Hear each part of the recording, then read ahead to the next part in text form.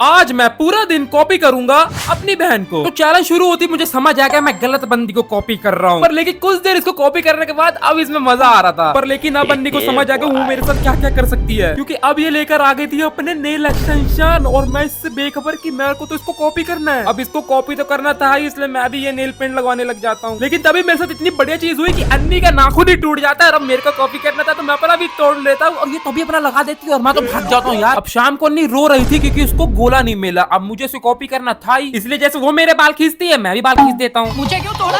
बटा बन्नी इतने से नहीं रुकने वाली थी, क्योंकि जब मैं छाछ पी रहा था तभी अन्नी मेरे पास आके बैठती है और अपने हाथ को ऊपर करके उसमें कोई चीज पकड़ी उसे दबा देती है।